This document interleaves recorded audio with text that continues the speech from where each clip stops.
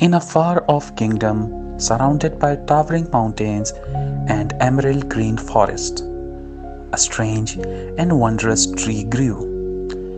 It was no ordinary tree, for its branches bore golden apples that glimmered in the sunlight and promised great fortune to anyone who held one. But the people of this kingdom had a rule. Only the pure of heart could pick a golden apple, and those who picked it had to share its magic with others. Many had tried to claim an apple, hoping for riches or fame, but none had ever succeeded, until a humble boy named Leo made his way into the forest. Leo was a young boy with simple dreams. He lived in a small cottage at the edge of the kingdom with his grandmother, who had raised him since he was a boy. Though he didn't have much, he had a heart full of kindness and a spirit that believed in magic. Every day, he helped his grandmother gather herbs, feed their animals, and look after their neighbors, especially those who were older or unwell.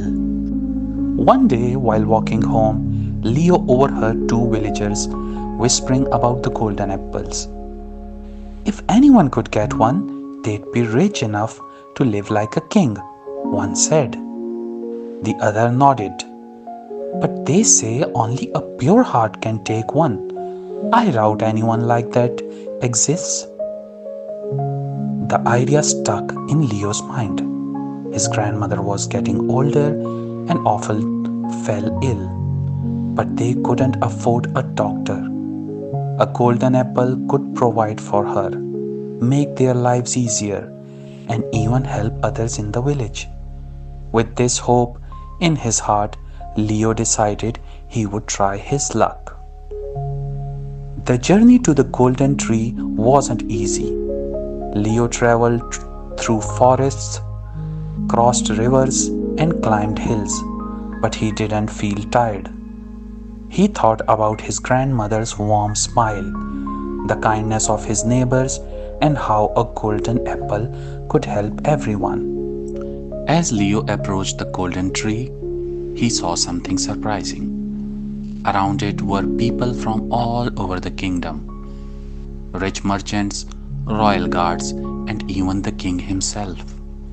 They were all trying to reach the apples, but each time they reached for one, the apples would glow and slip further out of reach. The tree seemed to know the true intentions of everyone who came near. When the others saw Leo, they laughed. "What can a poor boy like you do here?" One of the merchants scoffed. But Leo paid no mind and walked up to the tree. "Dear tree," he said softly, "I don't need much. I only want to help my grandmother and my village. If you let me have one apple, I promise to share its magic with everyone who needs it." For a moment, the forest was silent. Then, to everyone's amazement, one golden apple gently lowered itself into Leo's hands. As soon as Leo touched the apple, he felt a strange warmth fill his heart. He turned and noticed that the other villagers who had once scoffed now looked at him with hope. The rich merchant who had laughed at him approached and asked, "Could you spare just a piece? My daughter is very sick and nothing has helped her." A royal guard stepped forward too. "My wife is ill and I've tried everything to save her. Would you share the apple with us?" Leo looked at the apple, knowing that it could bring endless riches or heal any ailment. It was tempting to keep it all for himself and his grandmother. But then he remembered his promise to the tree and warmth he felt when he had made it. Without a second thought, he broke the apple into pieces and gave them to those who needed it most.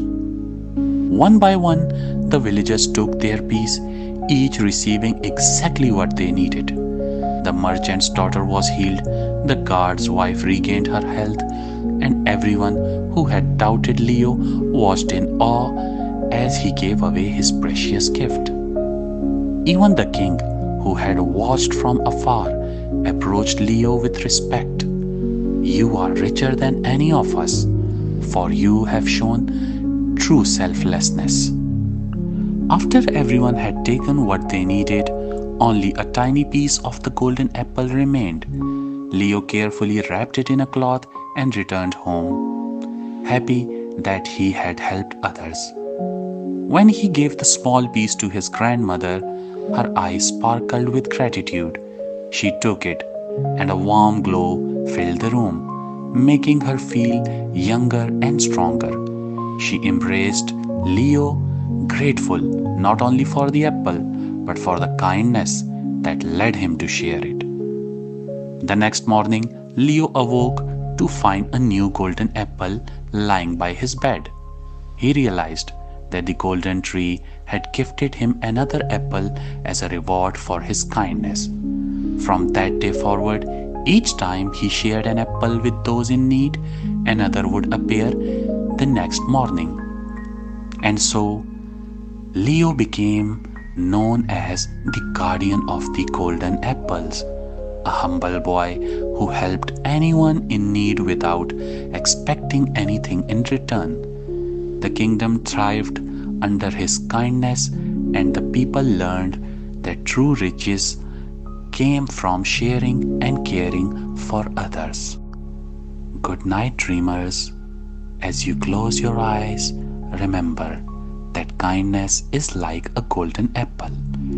It grows stronger each time we share it with others. May your dreams be filled with magical trees, warm hearts, and acts of kindness. Sleep well, knowing that you have the power to bring a little magic into the world with every selfless deed. Sweet dreams.